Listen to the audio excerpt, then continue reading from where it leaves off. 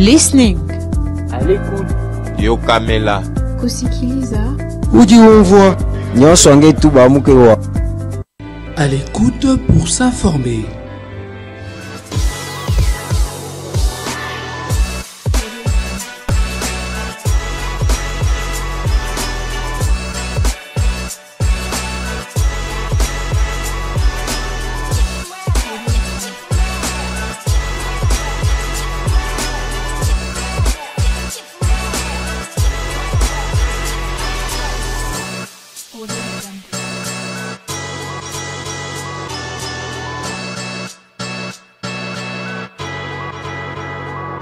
À l'écoute pour s'informer.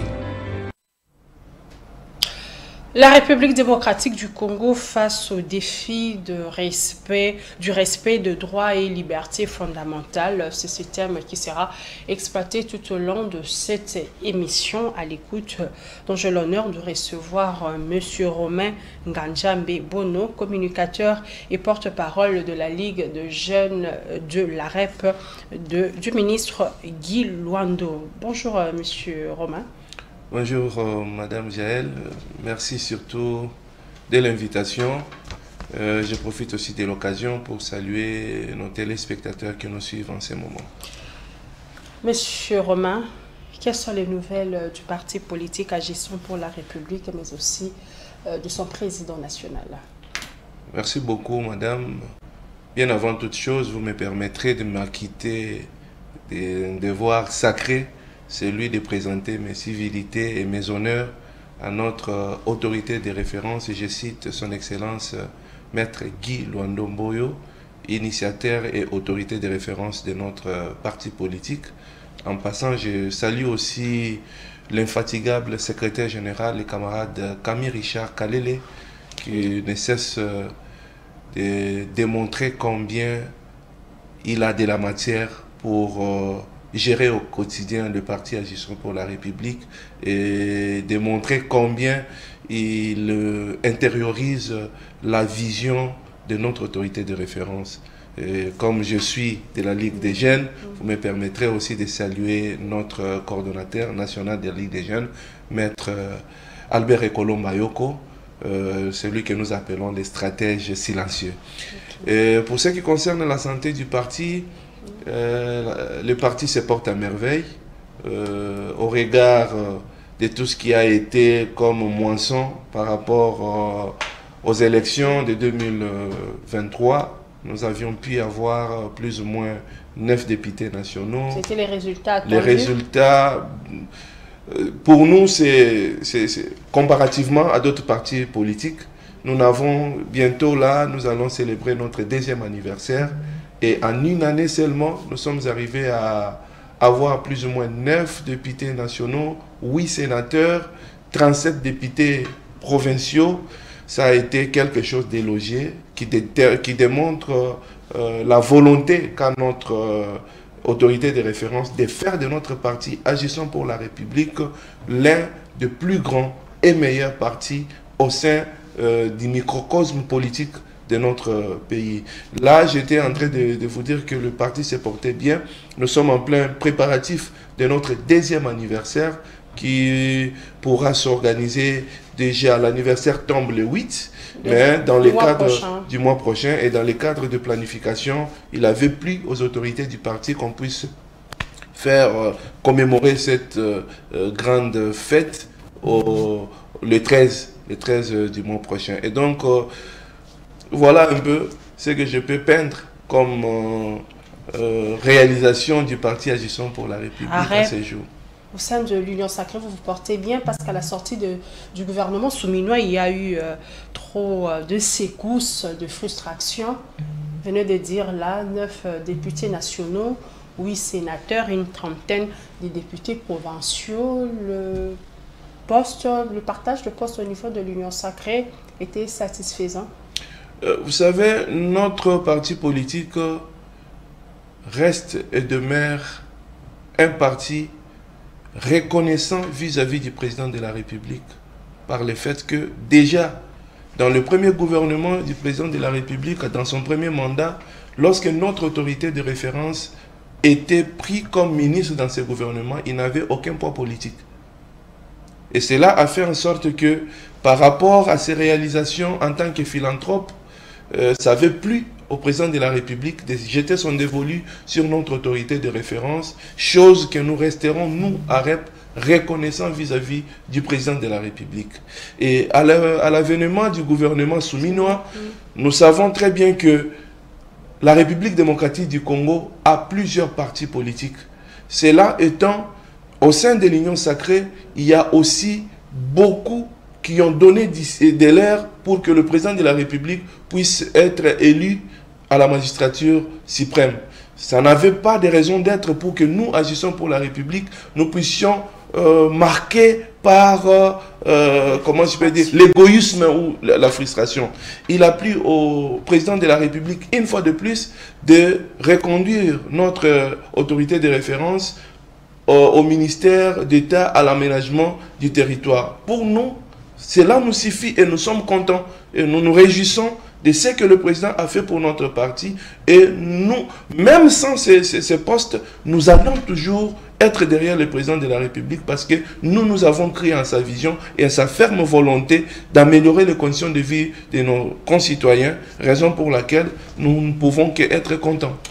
La REP a cru à la vision de Félix Tshisekedi, mais lors de sa prise des fonctions, Félix Tshisekedi avait une vision pour le Congo, notamment faire du Congo un état de droit, un credo issu de sa formation politique UDPS.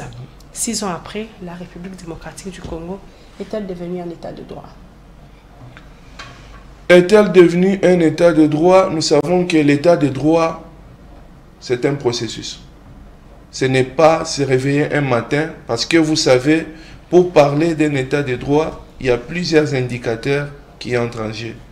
Et dont notamment certaines libertés, le respect de certains principes juridiques ou judiciaires. Et cela fait en sorte que ce n'est pas pour un point X ou un point Y qu'on peut directement dire que nous sommes ou nous ne sommes pas dans un état de droit. Ce que je voudrais dire ici, c'est que cette ferme volonté, qu'a le président de la République pour instaurer un état de droit, cela veut dire que avant lui, il y avait des défaillances quant à ce qui concerne le respect des libertés et des droits des citoyens. Et donc, lui, quand il est arrivé, il est venu avec une vision qui devait être implémentée par le gouvernement afin que nous puissions palper du doigt. Raison pour laquelle, si nous pouvons faire une évaluation sur ce que le président de la République a déjà fait par rapport aux libertés, par rapport à certaines réalités qui sont purement juridiques ou judiciaires, vous allez comprendre que nous avons fait un pas. On est parti de quelque part et là nous sommes quelque part. Et au regard de ce que le président de la République, avec l'impulsion du ministre de la Justice, qui essaie de donner du tonus du peu qu'il peut, permettez-moi cette tautologie, pour que la situation de la justice de notre pays puisse s'améliorer. Mais là, c'est avec l'avènement de Constant Moutamba. Mais bien avant, il y a eu d'autres ministres de la Justice. Est-ce qu'avant le premier mandat, non, pendant le premier mandat, il y a eu beaucoup de choses qui ont été faites. Parce que vous allez réaliser avec moi que... Par exemple il y avait plusieurs détenus politiques qui avaient dans des prisons, tout ça. Quand le président de la République est arrivé, il a instauré qu'on puisse automatiquement rendre libre tous ceux qui étaient comme détenus politiques. Et vous ne pouvez pas me dire à ce jour qu'il y aurait des détenus politiques comme à l'époque de Mobutu ou tout comme à l'époque de Kabila. Il n'y en a pas. Alors c'est ça, ces avancées. Ce sont ces avancées-là. Messieurs Romain, la RDC, face à ce défi de respect de droits et libertés fondamentaux, à l'opposition ne cesse de décrier ces violations. Le régime actuel, la plus récente, on parle de cette arrestation de l'opposant qui est connu. Vous pensez que lorsque vous êtes en train de dire qu'il y a eu des avancées, il n'y a pas des détenus politiques, vous pensez que l'opposition l'entend de cette oreille? Madame, je vais vous dire une chose. Dans notre pays, le statut de l'opposition ne donne pas mandat aux opposants de marcher à l'encontre des lois de la République. Ça, c'est un fait très saillant et très important sur lequel nous devons nous focaliser. Ce n'est pas le fait que vous soyez opposant et que vous entrez, par exemple, en conflit avec quelqu'un. Et si, par exemple, vous n'avez pas raison dans ce que vous faites et que l'on vous arrête, on va directement assimiler cela au fait qu'il soit opposant et que c'est cela qui a fait en sorte que la personne soit arrêtée. À titre illustratif, si par exemple les faits pour lesquels vous faites mention, celle de l'opposant Seth Kikouni, je sais que moi, dans mes principes, j'ai toujours eu des retenues quand une affaire est en instruction ou quand une affaire est entre les mains des services d'intelligence, de sécurité de notre pays. Parce que vous êtes sans ignorer qu'il y a quelques jours, il y a eu des gens qui ont, qui ont fait des faux bruits pour dire que Kikouni serait mort. Et déjà, j'avais suivi sur vos antennes son avocat qui dit qu'il n'est pas mort. Comprenez déjà qu'il y a une manipulation derrière cette affaire sur laquelle nous devons nous asseoir. Nous sommes des scientifiques. Il y a des journalistes intelligents, des journalistes qui savent décortiquer la réalité. Cette Kikouni vit au pays il y a beaucoup d'années. Pourquoi depuis tous ces temps, cette Kikouni n'a jamais été interpellée? Mais là, quand il y a des faits saillants, des faits qui nécessitent qu'il puisse au moins fournir un certain nombre d'éléments de réponses ou un certain nombre d'informations au service de sécurité ou des renseignements, on ne peut pas directement se lever et commencer à dire voilà, on a brisé la liberté. Nous devons arrêter de confondre la liberté au libertinage. La liberté, c'est ce que nous avons qui nous permet de nous exprimer et tout consort. Mais cela ne nous permet pas non plus de diffamer, ne nous permet pas aussi d'inciter à la haine, ne nous permet pas de faire certaines histoires qui sont contre la loi. Notre liberté doit se limiter dans le respect de nos lois. Mais si vous outragez la loi, eh bien, vous allez vous retrouver devant votre responsabilité. Vous pensez que le régime Tshisekedi protège les droits et libertés des individus, de tous les Congolais, majorité, opposition, citoyens lambda? Combien se passe dans des chaînes de télévision pour insulter le président de la République nuit et jour, et qui sont libres, qui mangent, qui parlent, qui se promènent? Et sous le régime de Kabila, combien ont été traqués par le simple fait qu'ils ont tenu, par exemple, des propos vis-à-vis du président de la République ou du régime? C'est là que nous devons nous poser des questions. Nous ne pouvons pas nous réveiller un matin parce qu'il y a quelqu'un qui a commis une bavure, et cette bavure qui nécessite une interpellation, et ça devient un problème. Non, parce que l'opposition, il n'y a aucun statut ou aucune loi qui permet aux opposants de diffamer, qui permet aux opposants de porter atteinte à la vie privée ou à quoi que ce soit des personnes.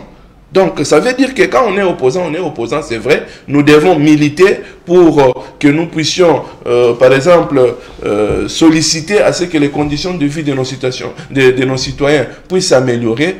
Nous ne sommes pas seulement opposants pour critiquer, mais nous sommes opposants pour apporter notre contribution pour l'amélioration des conditions de vie de nos citoyens. Je donne un exemple. Ce n'est pas parce que moi je suis médecin et que je suis opposant, parce que toi tu es du pouvoir et que tu es malade, je me dis je vais te traiter le jour où où je serai au pouvoir. Ça, c'est être irresponsable. L'opposition ne veut pas dire s'attaquer aveuglement au pouvoir. Mais monsieur Romain, dans le bâton à Lingala, mais balobi oyo lelo Félix Tshisekedi azo sala. Donc heure Kabila pe na période na wana yekuto ezalaki ya makasi. Finga Félix Tshisekedi, Kabila plutôt rwandais, il avait des discours très forts, même feu Tshisekedi ti aloba ke bolu kelanga Kabila bo memela bo kangilanga e basinga. Ba Keta Etienne Tshisekedi, comment avec ça, moi quand l'opposition s'est mis aussi à critiquer, peut-être avec des paroles aussi fortes, directement, ça réduit en silence. Non, mais il y a il faut qu'on y ait critiquer les régimes, et ça m'a bêté. Mais ceux qui n'a critique, au commis un point, Il y a incité Batu na soulèvement, par exemple, populaire. Il y a incité Batu, par exemple, na haine. Parce que vous voyez que Mboka na biso, ceux qui sont à mon côté, ce qui est sûr est que tokoko vivre ensemble. Les lobby tumba o tozanango, oyo banguna ba profita ko côté la Mboka na biso, eza ko lagisa biso ke munani na munani boza batu mon côté boko ko yokana te. Or, oyo président de la République aza kati na kosala lelo azobunda po ete bo moko kati na ekolo na biso ezala l'unité nationale, la cohésion nationale, le vivre ensemble. Ozomona. Mais kasi ceux qui moto azali wana pona ko comment je peux nako koloba nini? Komi opposé et pas mokonzi mboka ilingi koloba te ke esengeli okende okabola batu po batu ango ba mona ke non yo olingi ba non. Bon, on va se défendre au peuple. Est-ce que la position, les critiques que Félix Tshisekedi a na régime, il y a à l'époque il y a régime à Kabila, il y a les lots Oyebati Kala Kokanga Félix Tshisekedi les lots, des choses que lui décriait aujourd'hui.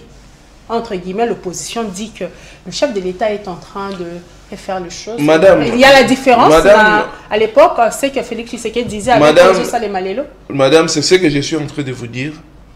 Et que tout ce que nous sommes censés faire, nous devons le faire en respectant les lois de la République.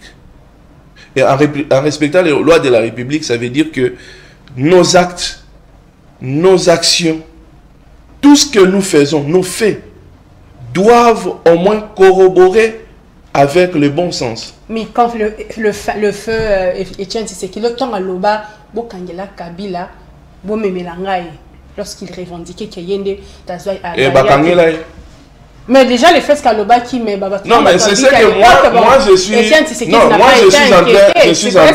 je suis en train de vous dire ici que bon nombre de, je peux même dire bon nombre de politiques insultent le président de la République à longueur de jour, de nuit. Est-ce que vous les avez vus être interpellés?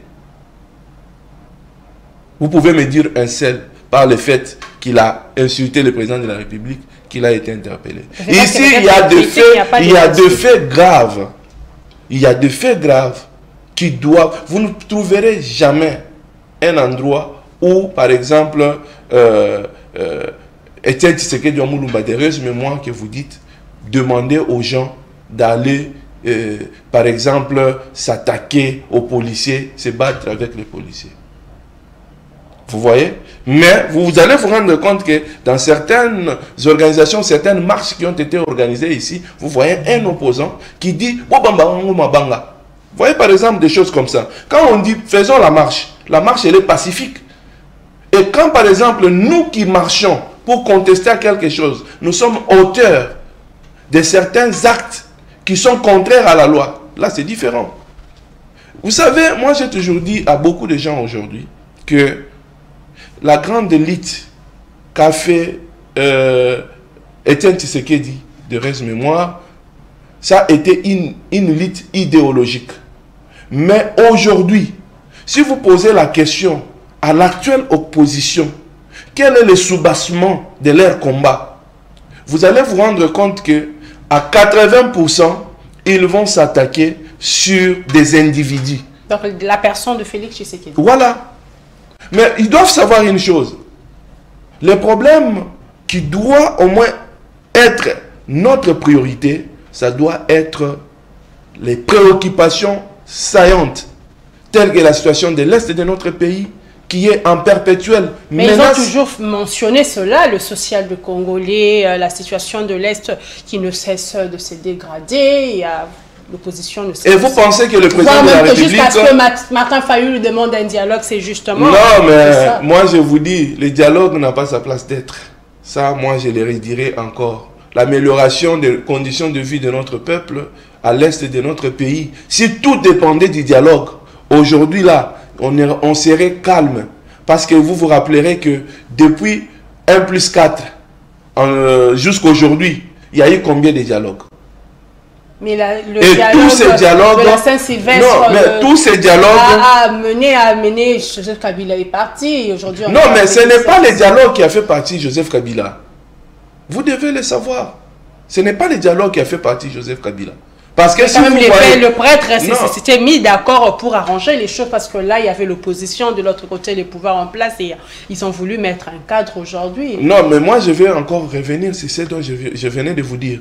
La majorité des dialogues, je pense que vous ne me direz pas qu'en 2004, vous n'étiez pas encore là. Bien sûr, vous pouvez encore être petite, mais vous n'avez pas manqué à avoir certaines informations sur ce qui s'est passé dans notre pays. Tous les dialogues débouchent toujours au partage des pouvoirs. Alors que notre peuple n'a pas besoin du retard quant à sa prise en charge. Il a besoin maintenant, notre peuple a besoin maintenant là, que l'on mette en place déjà des actions pragmatiques qui doivent l'aider à sortir du gouffre dans lequel il s'est retrouvé. La situation de l'Est, c'est une situation préoccupante.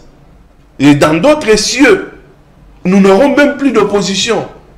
Au regard de ce qui se passe à l'Est, tout le monde devait se joindre au président de la République pour dire voilà, nous voulons la paix pour notre pays, nous voulons la paix à l'Est de notre pays et nous devons faire quelque chose pour que nous puissions. Mais le dialogue n'est pas nécessairement une voie adéquate pour sortir de la situation de l'Est. Donc pour vous, à l'heure actuelle, l'opposition...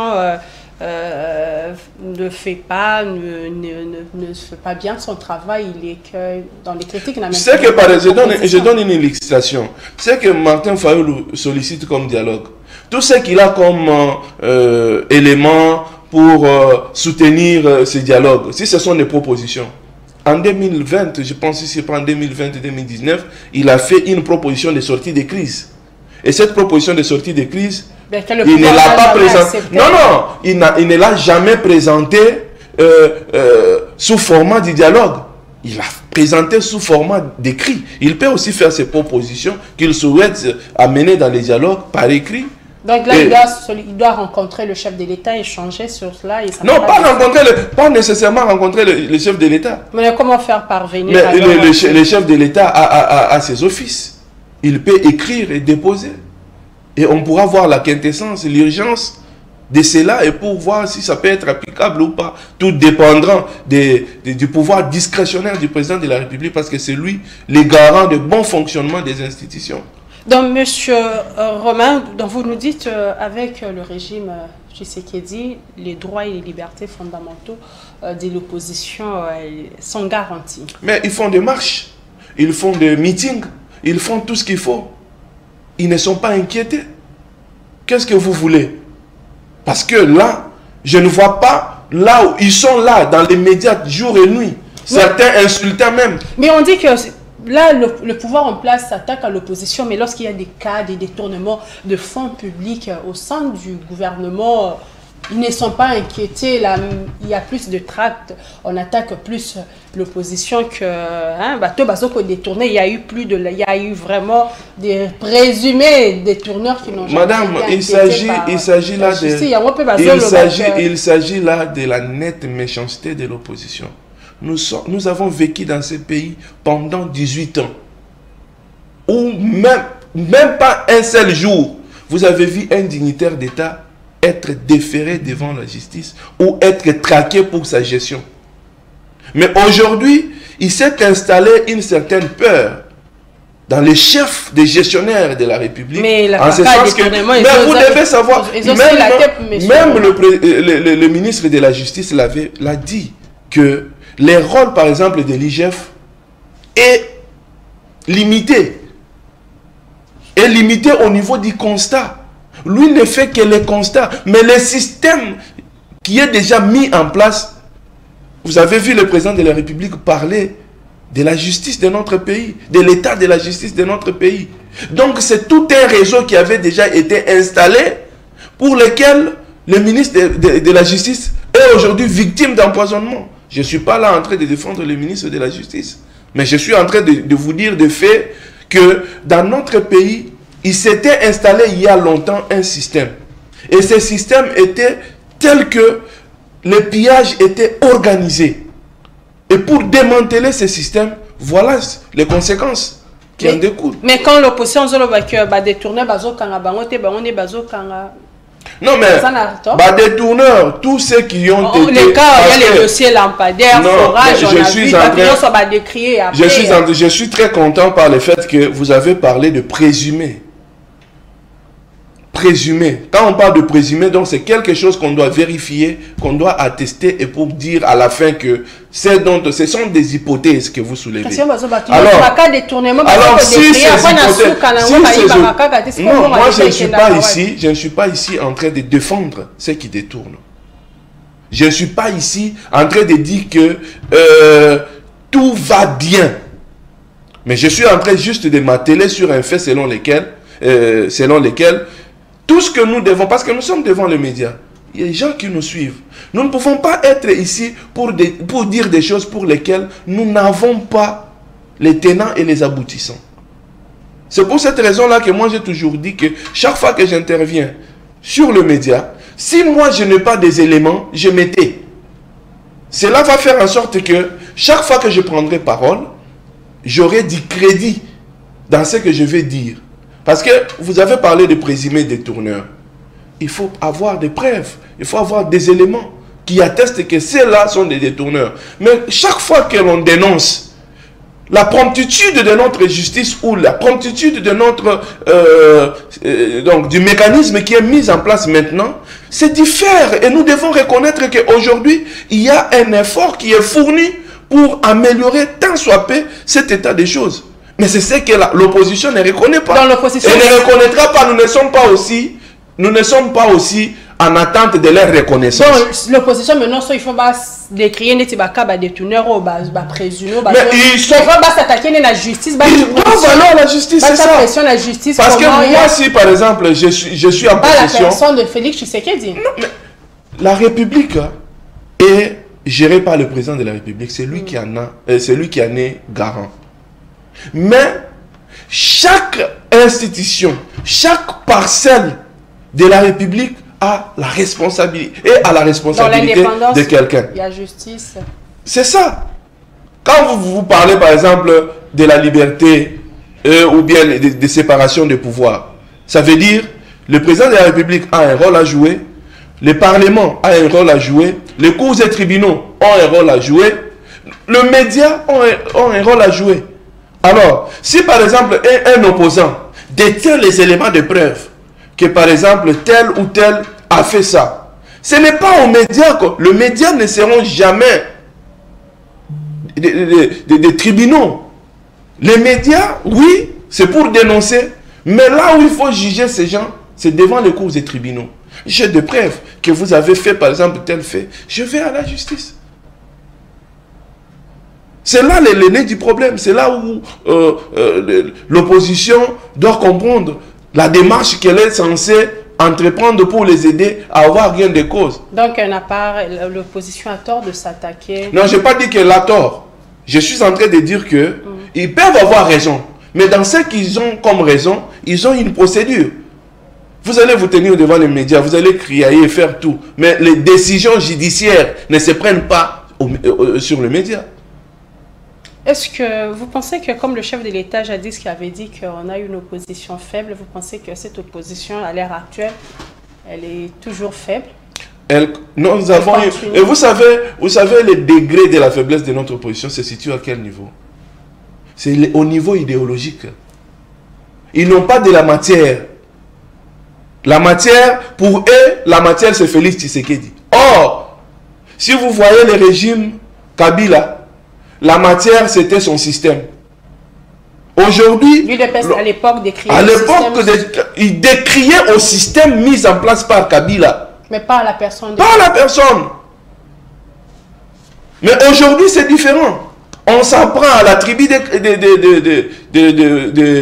Félix, on s'en prend à sa vie privée, on s'en prend. Et donc, ils n'ont plus de matière. C'est la raison pour laquelle elle reste faible. Qui est cet opposant qui peut se réveiller aujourd'hui et dire que demain il y aura ville morte et personne ne sort de la rue? Qui? Bon, sûrement qu'il y aura une stratégie. C'est ça, c'est ça. On a vu maintenant son retour des États-Unis. Il y a eu au terrain où il a tenu son meeting, on a vu la population. C'est pourquoi nous sommes en train de dire que comparativement à l'opposition d'Etienne Tshisekedi Mulumba et l'opposition d'aujourd'hui, il n'y a pas match. Et vous n'allez pas me dire le contraire. Ben, on a vu Martin Fayulu de son retour des États-Unis, on a vu le plein, l'accueil qu'on lui a réservé par les Quinois. à l'aéroport international des Les plans, hein, je vais vous dire une chose. Que ce soit le plan fait par l'opposition, vous devez savoir que le plan peut être aussi sujet de curiosité. Moi, je me suis retrouvé à une certaine période, à l'époque, je n'étais pas encore politique, je me suis retrouvé quelque part par le simple fait que j'entendais parler de quelqu'un et que je voulais le voir. Mais ça ne voulait pas dire que le fait que je sois là, c'était vraiment parce que j'étais militant et je soutenais la personne que j'étais parti. Non. Les plans restent pleins, mais il faut seulement, par exemple, dire ville morte, qu'on puisse voir. Donc vous attendez. Pour vous. C'est moi ça l'unité de mesure de l'opposition. Que l'on dise, par exemple, que non, par rapport à ça, ville morte. Alors le jour où ça va réussir, vous allez changer de mais là, mais là, à ce moment-là, vous allez vous rendre compte qu'on a eu l'opposition forte. Tu vois ce que moi, ça c'est mon indicateur à moi. Je ne dis pas que c'est ce que toute la majorité est en train d'attendre. Non, non. Ça c'est mon indicateur à moi. Parce que vous m'avez dit que, comment vous direz, le président de la République dit que l'opposition est faible. Je vous ai donné des éléments. Le premier élément, c'est par rapport au combat. L'objectif de leur combat, c'est quoi? C'est que leur objectif n'est pas idéal. Mais lorsque vous dites que leur objectif n'est pas idéal, mais lorsqu'ils trouvent que la situation sociale des Congolais ne cesse Madame, de se la dégrader, situation... et lorsqu'ils s'attaquent à Félix Tshisekedi, c'est lui qui a promis d'améliorer les conditions de vie de gens. Vous pensez que... Madame, la situation socio-économique de notre pays, ou les tissus économiques de notre pays, ne s'est pas dégradé sous Félix Tshisekedi. Ça, si quelqu'un le dit, à moins qu'il soit animé de mauvaise foi. La situation socio-économique de notre pays s'est détériorée il y a des années. Et aujourd'hui, le président de la République, à travers le ministre de l'économie, que je salue en passant, ont initié des réformes afin que nous puissions arriver nécessairement à améliorer ces conditions de vie. Et ce n'est pas en un clic que cela peut arriver, c'est un processus. La population, c'est vrai, elle est impatiente. Un ventre affamé n'a point d'ordre. Ouais, elle est impatiente, mais ce qui est sûr, nous allons vivre. C'est là, peut-être, si tout va bien, l'application ou déjà les premiers signaux de retombées de ces réformes pourront se sentir dans ce dernier trimestre, d'ici décembre. Nous allons vivre beaucoup d'améliorations par rapport à ça. Puisque vous parlez d'amélioration, vous pensez qu'avec ce second et dernier mandat de Félix Tshisekedi, ces promesses seront tenues? Madame, moi je reste convaincu et je reste derrière la vision du président de la République, chef de l'État, qui se bat jour et nuit pour l'amélioration des conditions de vie de nos peuples. Tout ce que le président de la République a pris comme initiative, a pris comme projet, comme élément, la réalisation ne dépend pas seulement du président de la République, ça dépend de l'implication de nous tous. Parce qu'aujourd'hui, le président de la République, pour avoir les moyens de sa politique, nous devons payer nos taxes et nos impôts. Je donne un exemple. Si moi, je n'arrive pas à payer les impôts, je n'arrive pas à payer les taxes, le président de la République n'aura pas de moyens pour matérialiser. Donc, chacun est appelé à jouer son rôle pour aider le président de la République à réaliser tout ce qu'il a présenté comme promesse. Monsieur Romain, hier, Félix Tshisekedi a présidé une réunion interinstitutionnelle à la Cité de l'Union africaine. La réforme judiciaire a été notamment abordée. Le président de la République a martelé sur une justice efficace, impartiale. D'après vous, le chef de l'État ne cesse de le dire. Qu'est-ce qu'il faut aujourd'hui pour que cette justice malade soit guérie? Non, mais déjà les réformes qui sont déjà mises en place doivent être considérées comme déjà un produit médicinal qui doit être appliqué à la justice pour que cette justice soit en fait guérie. Okay. Vous savez, lorsque le président de la République doit faire cette réunion interinstitutionnelle qui réunit le président de l'Assemblée nationale, le président du Sénat, l'autorité, la Cour constitutionnelle ou, comment on appelle ça, l'organe supérieur de la magistrature et la première ministre, chef du gouvernement, c'est pour que chacun soit devant ses responsabilités. Dans quel sens je vais dire ça? C'est que notre pays n'a qu'un seul levier qui doit le faire avancer, c'est la justice. La justice reste le seul et l'unique levier du développement d'une nation dite démocratique. On nous dit tous, mais comment? Mais c'est ce que je suis en train de vous expliquer. Si aujourd'hui, le ministre de la Justice, le courageux qu'il est, met en place des réformes et il est victime d'un empoisonnement, cela veut dire quoi? Qu'il est venu démanteler un système dont les tenants de ce système ne veulent pas de lui, ils veulent l'effacer pour qu'ils puissent pérenniser leur système. Est-ce qu'il y a un autre langage où on doit expliquer cela? Il n'y en a pas. Donc ici, le président de la République a réuni tous ces mondes parce que les lois sont légiférées dans les chambres du Parlement, tout comme dans la basse, tout comme dans la haute chambre. Le gouvernement de la République est censé implémenter la politique. Et il y a aussi l'institution supérieure de la magistrature qui est censée exécuter. Et donc, c'est une approche purement systémique qui met ensemble tous les éléments du gouvernement ou tous les éléments de la gouvernance pour permettre à ce que nous puissions avoir une justice efficace. D'accord. Il y a un mot de la fin pour clôturer cette première partie. On a longuement parlé de la justice, des droits fondamentaux. Il y a un mot? Les mots par rapport à cette thématique, je dirais carrément que l'opposition n'a pas mandat de ne pas respecter les lois de la République par le fait qu'il s'agit de l'opposition. Non. Nous sommes tous égaux devant la loi. Et lorsqu'on est responsable d'une bavure, on doit répondre de ses actes.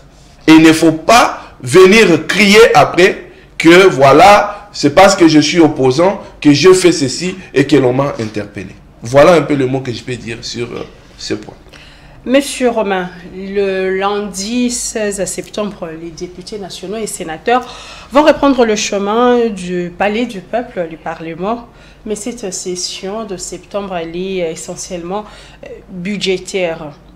Au regard de tout ce que se passe avec le 6 piliers du gouvernement séminois, vous pensez que le budget 2025, lorsque la première ministre va aller déposer, elle sera élevé par rapport à celui de 2024 qui est estimé à 14 millions de dollars américains. 14 milliards. Milliards.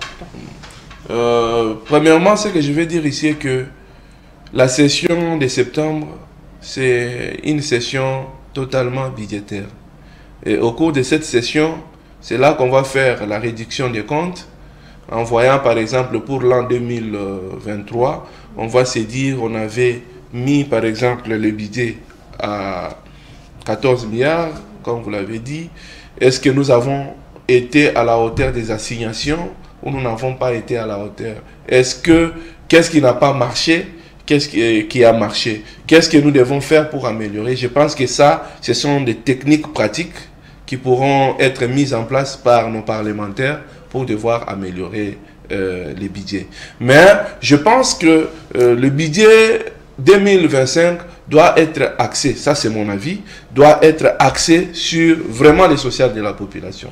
Parce que, vous savez, moi j'ai toujours dit une chose, et que aussi longtemps que tout ce que nous avons comme budget entre toujours dans le cadre des réformes, de ceci ou de cela, la population ne mangera pas les réformes.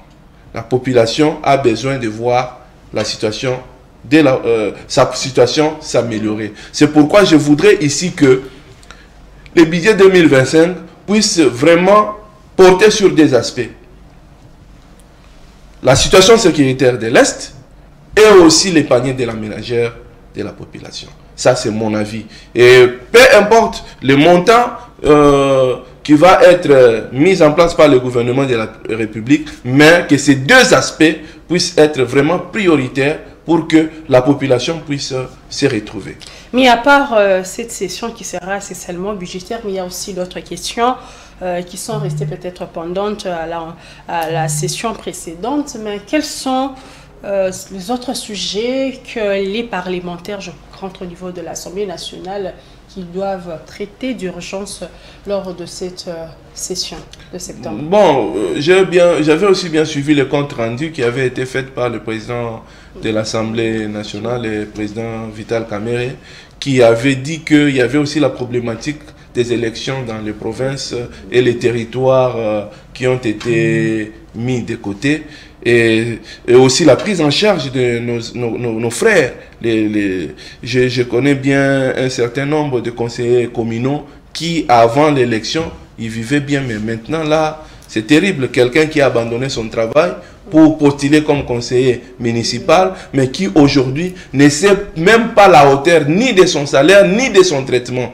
Alors, c'était vraiment des questions pertinentes sur lesquelles cette réunion interinstitutionnelle devait aussi débattre. Mais je pense que pour ce qui concerne les matières à débattre au niveau de l'Assemblée nationale, tout comme au Sénat, je pense que ça va être d'abord, premièrement, une première expérience dans l'exécution de leurs fonctions depuis qu'ils sont élus à la tête de ces deux institutions, que ce soit pour le président Sama Lukonde du Sénat, tout comme pour Vital Kamerhe à l'Assemblée nationale. Je pense que pendant ces vacances parlementaires, plusieurs sont allés dans leur base, ils vont faire des rapports de vacances et sur base des rapports de vacances, ils peuvent maintenant avoir vraiment de la matière à débattre dans les deux chambres. Nous arrivons vraiment déjà, nous sommes déjà presque à la fin de cette émission, mais il y a encore le gouvernement souminois qui a déjà totalisé 100 jours lorsque vous évaluez. Vous pensez que, parce qu'il y a aussi trop de critiques à l'égard de Madame Souminois, durant ce 100 jours, Madame est sur la bonne voie?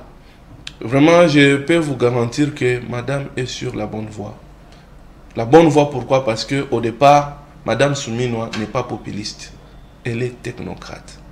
Lorsque vous suivez Madame Souminois dans ses interventions, elle n'est pas dans les sensationnels.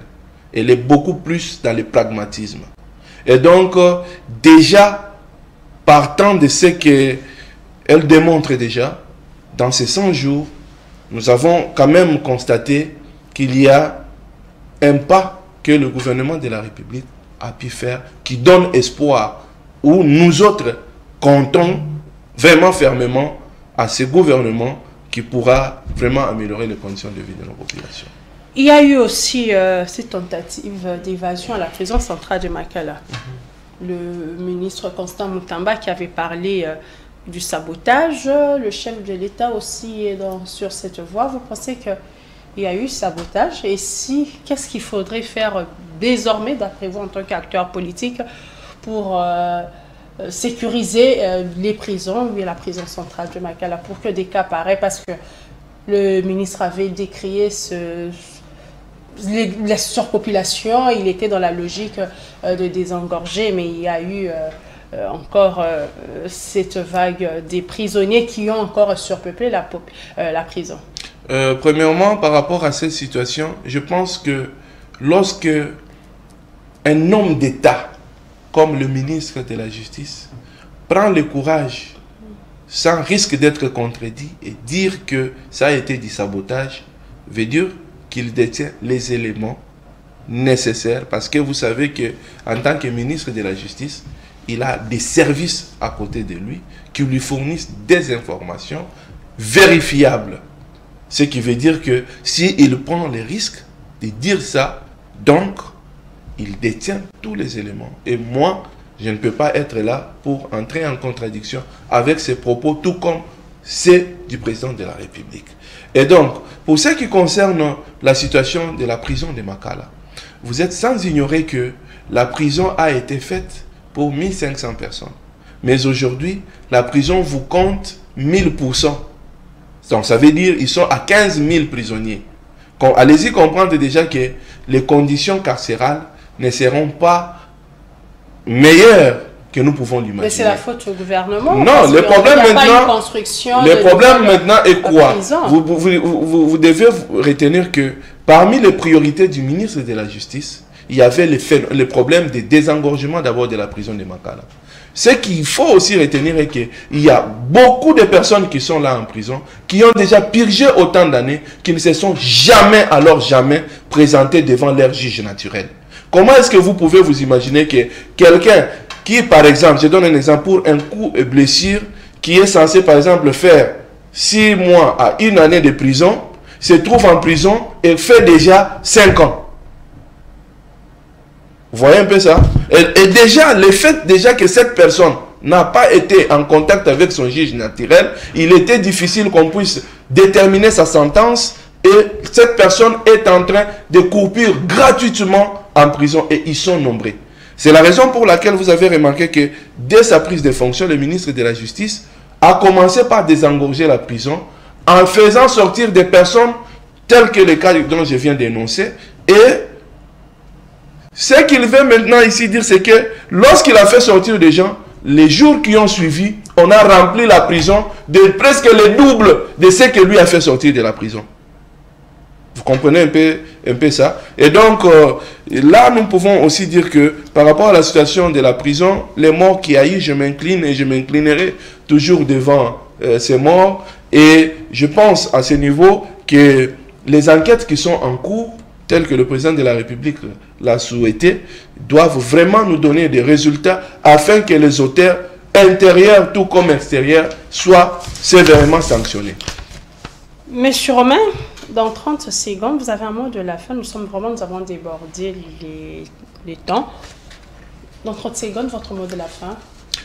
Mon mot de la fin, c'est rappeler à la population congolaise que notre cher et beau parti, Agissons pour la République, va célébrer bientôt ses 2 ans d'existence. Et de ce fait, pour ceux qui seront disponibles, pourront se joindre à nous parce que nous allons organiser pas mal d'activités qui vont permettre aux gens de découvrir ce que c'est la vision du colibrisme, ce que c'est les partis Agissons pour la République, c'est sa vision, tout ce qu'il y a comme organisation, tout ce qu'il y a comme hiérarchie de notre parti. Ça va être une occasion qui sera offerte, bien sûr, à toute la population pour devoir célébrer ensemble avec nous notre 2e anniversaire. Vous me permettrez évidemment que je puisse encore une fois de plus présenter toutes mes civilités à notre autorité de référence, Maître Guy Luandomboyo, en passant le secrétaire général Maître Camille Richard Kalele et aussi le coordonnateur national de la Ligue des Jeunes, Maître Albert Ekolomba Yoko.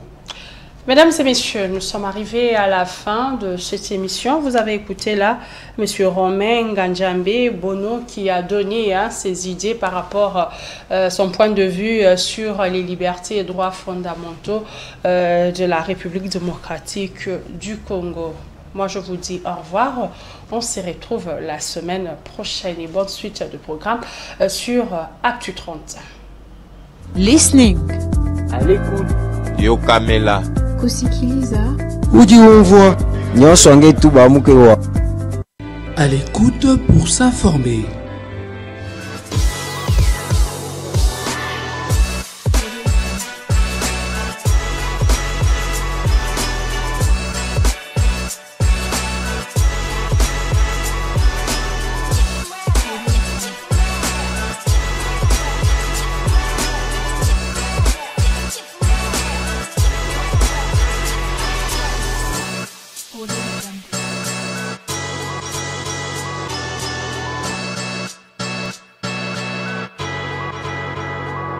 À l'écoute pour s'informer.